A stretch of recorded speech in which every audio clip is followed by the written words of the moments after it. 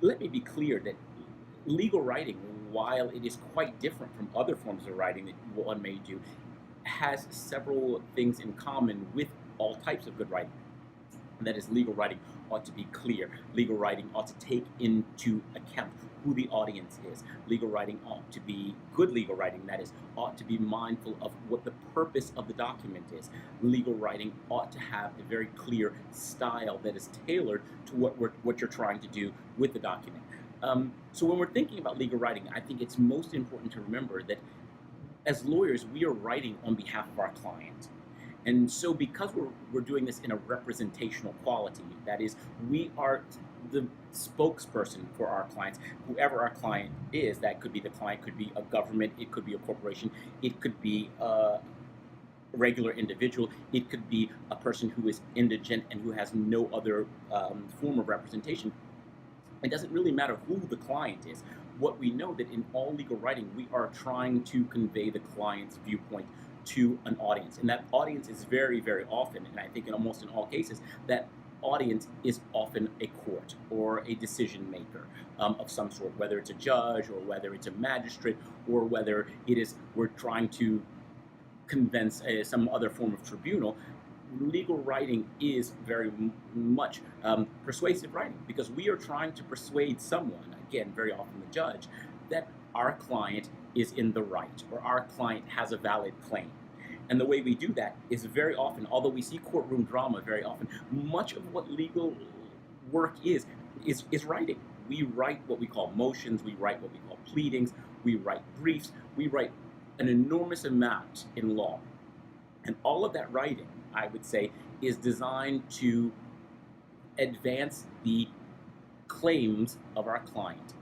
So legal writing must be, at the outset, it must be clear writing.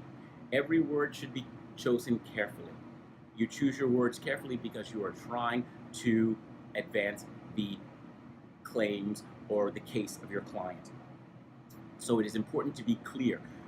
We must remember in legal writing that we're not writing just to sort of persuade, but at the end of the day, at the point of every document is to represent the interests of our clients. Therefore, when you write a pleading in law, you must always be mindful of the fact that there's a client behind that, and that your writing is going to have an impact on this client's life in some major way, whether it's financial or, more significantly, when you're thinking of criminal work, for instance, in the person's liberty. A legal document is what stands very often between a person's freedom and that person's incarceration. So it's very important that our writing be clear, that our writing be precise. Word choice is extremely important in law. We must think about every word that we use because these words, again, are representing our client. So clarity is important in good writing generally, but it's extremely important in legal writing as we think about this being a way of representing our client. I think the second thing that's very important in legal writing is to always be mindful of who your audience is. You are writing as a lawyer to convince someone. You're writing to persuade the judge.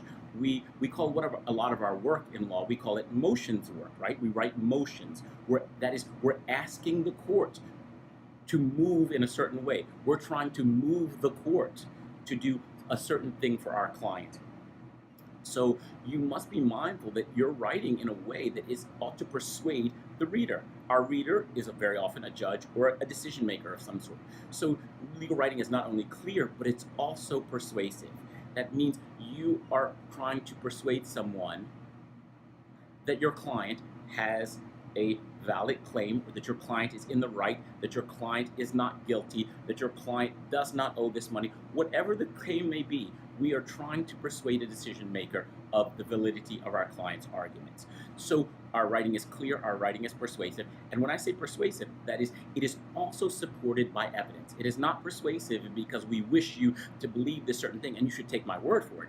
We do this to say the evidence is what ought to persuade you. Right? So we are very mindful of that when we're seeking to persuade the decision maker, we're basing that persuasion, our attempt at persuasion, upon evidence. We're drawing upon what the facts say. We're drawing upon what the evidence says. And that is ultimately what is the deciding factor for the decision maker, is that what does the evidence say?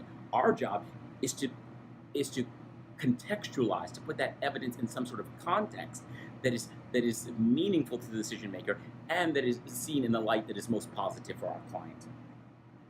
Finally, I think it's important to think about style in writing, as it is in legal writing, as it is important to think about that in all types of writing. In legal writing, there's a lot to be said, against legal writing as it's currently done. We always talk about this idea of legalese, or this notion that lawyers use a lot of jargon in their writing. That legal writing very often is not as clear as it could possibly be, because we use very technical words and we speak in a certain way. We write in a certain way. I think that good writing is important,